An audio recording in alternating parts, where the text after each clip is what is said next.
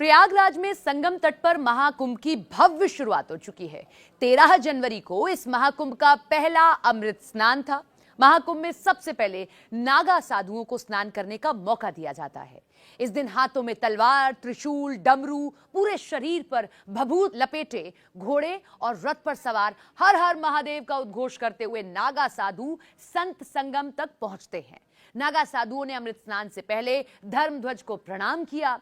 13 जनवरी से 28 फरवरी तक पड़ने वाले अलग अलग स्नान और शाही स्नान यानी कि अमृत स्नान पर्व हर राशि, हर नक्षत्र के जातकों के लिए खास है। मान्यता ये कि इन स्नान पर्वों पर त्रिवेणी में डुबकी पापों से मुक्ति दिलाती है। अब क्या होते हैं अमृत स्नान? महाकुंभ में सबसे महत्वपूर्ण घटना अमृत स्नान ही है। इसमें विभिन्न अखाड़ों के साधु संत पवित्र नदियों में स्नान करते हैं और 13 जनवरी को महाकुंभ के शुरुआत के बाद अगले दिन मकर संक्रांति को पहला अमृत स्नान था। अभी 3 और अमृत स्नान बाकी हैं। 29 जनवरी को पड़ने वाली मौनी अमावस्या के दिन दूसरा अमृत स्नान होगा। तीसरा अमृत स्नान है 3 फरवरी को पड़ने वाली बसंत पंचमी के दिन और आखिरी वाला है 26 फरवरी को महाशिवरात्रि के दिन होगा और इसी दिन महाकुंभ का समापन हो जाएगा। पौष पूर्णिमा बहुत महत्वपूर्ण दिन है ये। प्रयागराज में इस बार महाकुंभ मेले की शुरुआत पौष पूर्णिमा से हुई है। सनातन धर्म में पौष पूर्णिमा का बेहद महत्व है। पौष मास के शुक्ल पक्ष की पूर्णिमा को पौष पूर्णिमा कहा जाता है। पौष पूर्णिमा का दिन स्नान, दान और तर्पण के लिहाज से बेहद महत्वपूर्ण माना जाता है। इस दिन भगवान सत्यनारायण के लिए व्रत किया जाता है और पवित्र नदियों में स्नान करके तर्पण किया जाता है। भगवान सत्यनारायण की पूजा करके उनकी व्रत कथा सुनने से अक्षय फल की प्राप्ति होती है, ये पुराणों में कहा गया है। और इस बार भी पौष पूर्णिमा इसलिए भी खास थी क्योंकि 12 साल बाद महाकुंभ मेला भी इसी दिन शुरू हुआ। मौनी अमावस्या इस बार 29 जनवरी को मौनी अमावस्या का योग बन रहा है और यह अद्भुत संयोग है जो बेहद खास है। यह इसलिए महत्वपूर्ण है क्योंकि ग्रह नक्षत्र का मेल इस दिन के स्नान पर्व को विशेष रूप से फलदायी बना रहा है। शास्त्रों में माघ के महीने को दान, पुण्य, पूजा पाठ आदि के लिए बहुत शुभ और पुण्यकारी माना जाता है। शास्त्रों की माने तो इस दिन ऋषि मनु का जन्म हुआ था और इसीलिए इसे मौनी अमावस्या कहा जाता है।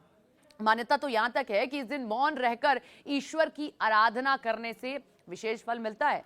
माघी पूर्णिमा, माघ में पड़ने वाली पूर्णिमा को माघी पूर्णिमा के नाम से भी जाना जाता है। महाकुंभ के दौरान माघी पूर्णिमा 12 फरवरी को पड़ेगी। माघी पूर्णिमा के दिन गंगा में स्नान करना सामान्य दिनों से भी ज्यादा महत्वपूर्ण होता है। शास्त्रों की माने तो माघी पूर्णिमा वाले दिन देवी देवताओं की पृथ्वी पर आगमन होता है और इसी दौरान देवता मनुष्य का रूप धारण करते हैं। माघ पूर्णिमा पर देवता मनुष्य रूप में त्रिवेणी संगम में स्नान, दान और ध्यान करते हैं। इस दिन त्रिवेणी संगम में स्नान करने वालों को मोक्ष की भी प्राप्ति हो जाती है। इस दिन पूजा पाठ करने वालों की भी मनोकामनाएं पूरी हो जाती है। पौष पूर्णिमा पर शुरू होने वाला कल्पवास माघी पूर्णिमा के दिन समाप्त हो जाता है। अब बारी बसंत पंचमी की, तो माघ महीने के शुक्ल पक्ष की पंचमी तिथि 2 फरवरी को सुबह 9:14 से शुरू होगी और 3 फरवरी को 6:52 पर सुबह खत्म हो जाएगी।